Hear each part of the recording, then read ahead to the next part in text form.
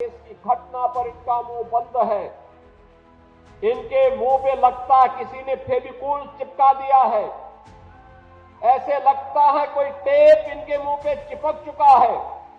इनके मुंह से एक भी शब्द नहीं निकल रहे हैं। कोई कैंडल मार्च बांग्लादेश की घटना को लेकर के नहीं इनके द्वारा निकाला जा रहा है। आज से 726 वर्ष पहले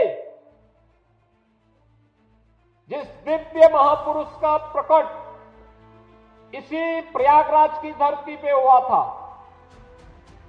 यही प्रयागराज आज फिर इसकी उद्घोष कर रहा है कि जाति के नाम पर, मत और संप्रदाय के आधार पर विभाजन हमारे लिए उसी प्रकार से सर्वनाश का कारण बन जाएगा जैसे बांग्लादेश के अंदर हम देख रहे हैं। बांग्लादेश के अंदर आप देख रहे होंगे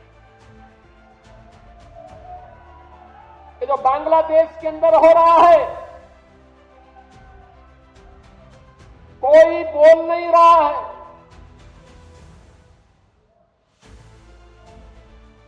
सेकुलरिज्म के नाम पर ठेका लेकर के चलने वाले वे लोग जिनकी दुकानें हिंदू समाज को और सनातन धर्म को कमजोर करने और हिंदू समाज को तोड़ने की पूरी ताकत लगाती है, बांग्लादेश की घटना पर इनका मुंह बंद है। इनके मुंह पे लगता किसी ने फेविकोल चिपका दिया है। ऐसे लगता है कोई टेप इनके मुंह पे चिपक चुका है। इनके मुंह से एक भी शब्द नहीं निकल रहे हैं। कोई कैंडल मार्च बांग्लादेश की घटना को लेकर के नहीं इनके द्वारा निकाला जा रहा है। और यह हम सब के लिए एक चेतावनी भी है। एक चेतावनी भी है। हमारे संत समाज को जोड़ने के लिए पूरी युक्ति करता है। और जब संत समाज एक मंच पर आकर के उद्घोष करता है तो परिणाम भी आता है। जैसे आपने देखा होगा अयोध्या में श्री राम जन्मभूमि पर भव्य राम मंदिर का निर्माण। अयोध्या में श्री राम जन्मभूमि पर भव्य राम मंदिर का निर्माण ये पूज्य संतों की उसी साधना और उसी एकता का परिणाम है जिसे मूर्त रूप दिया है देश के यशस्वी प्रधानमंत्री श्री नरेंद्र मोदी जी ने। आप याद करिए, यह देश 1947 में आजाद हुआ। आजाद होने के बाद देश को प्रधानमंत्री मिल गए। 1952 में पहला आम चुनाव होता है। तब से देश ने कई प्रधानमंत्री देखे। हर एक ने देश के बारे में सोचा होगा, देश के विकास के बारे में योगदान किया होगा, लेकिन भारत की मूल आत्मा को सम्मान मिलना चाहिए। अयोध्या में रामलला फिर से विराजमान होने चाहिए, यह भाव केवल मोदी जी ने ही उसको मूर्त रूप देकर के भारत की परंपरा को गौरवान्वित किया है।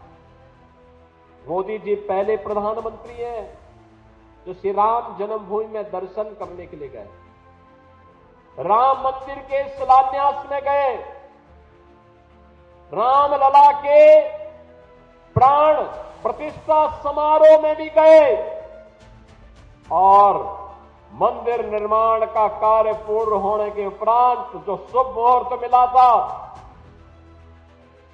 सनातन धर्म की ध्वजा पताका को मंदिर पे आरोहण करने का, उस समारोह में भी प्रधानमंत्री स्वयं भागीदार बने और उन्होंने दिखा दिया दुनिया को इच्छा शक्ति होनी चाहिए कार्य करने की।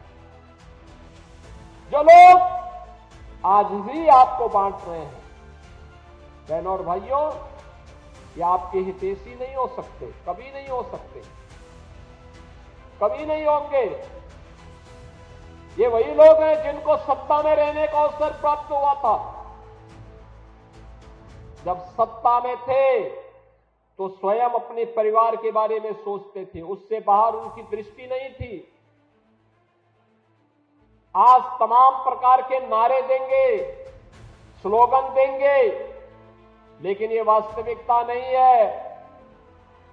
इनको जब भी मौका मिलेगा ये वही करेंगे जिन्होंने पहले किया था। पहचान का संकट खड़ा करेंगे, अराजकता पैदा करेंगे, सनातन धर्म पर प्रहार करेंगे, दंगों की आड़ में फिर से हर एक व्यक्ति को झुलसाने का कार्य करेंगे। हमें इसे किसी भी स्थिति में इसकी पुनरावृत्ति नहीं होने देनी चाहिए, किसी भी स्थिति में नहीं होने देनी चाहिए। और वह तब जब पूज्य संतों का सानिध्य है। हमारे जगत गुरु रामानंदाचार्य जी कह रहे थे ना अभी यहां पे, कह रहे थे सतवा बाबा ने सबको जोड़ दिया, सतवा बाबा ने अद्भुत काम कर दिया। भगवान रामानंदाचार्य की पावन जयंती और प्रयागराज में अद्भुत संजोग है। इस वर्ष पौष पूर्णिमा 3 जनवरी को ही पड़ गई थी, तो स्वाभाविक रूप से हमें इस आयोजन के साथ समय पे जुड़ने का अवसर प्राप्त हो गया। सभी को इस आयोजन के साथ जुड़ने का अवसर प्राप्त हो गया। सभी लोग यहां आ गए और हमने सतवा बाबा से भी कह रखा है, जगतगुरु रामानंदाचार्य जी से भी कह रखा है, सबको हमने कहा भी दारागंज में बातचीत करिए और उस परिवार जहां पे जिस परिवार में या जिस स्थल पर जगतगुरु रामानंदाचार्य जी का प्रकट हुआ था, जहां वो प्रकट वहां पे उस भूमि पर उनका स्मारक और उनका मंदिर बने, सरकार उसमें सहयोग करेगी। एक बार बातचीत करनी चाहिए। बहनों और भाइयों, इतना दिव्य महापुरुष जिसने सचमुच बटे हुए समाज को जोड़ने का काम किया था, वो सतवा बाबा तो जोड़ने का काम कर ही रहे हैं। और जो इस समय नहीं जुड़ेगा तो अंतिम समय में तो उसको सतवा बाबा की शरण में वहां जाना है। काशी में मणिकर्णिका घाट में बैठते हैं।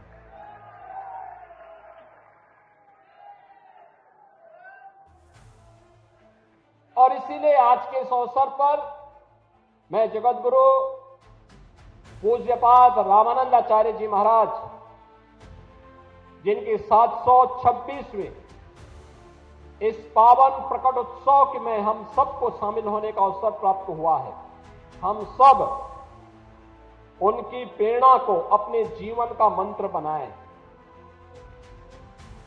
यही हमारे जीवन को और सनातन धर्म की इस परंपरा को, जो आज माघ मेले के रूप में, कुंभ और महाकुंभ के रूप में, अविरल और निर्मल गंगा के रूप में, त्रिवेणी के पावन संगम में स्नान करने के लिए जो कोई भी आ रहा है, क्या दिव्य स्नान का आनंद ले रहा है। देखो, मैं भी आया तो मैंने पहले कह रखा था, मैंने कहा मैं पहले जाऊंगा तो पहले मैं त्रिवेणी में डुबकी लगाकर की कृतज्ञता ज्ञापित करूंगा मां गंगा की प्रति, मां यमुना और मां सरस्वती के प्रति।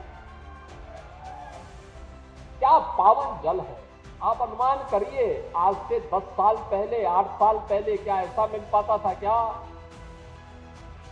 देखो, जब राम भक्त और कोई गंगा भक्त देश की सत्ता में रहता है, ऐसा दिव्य अवसर तब प्राप्त होता है।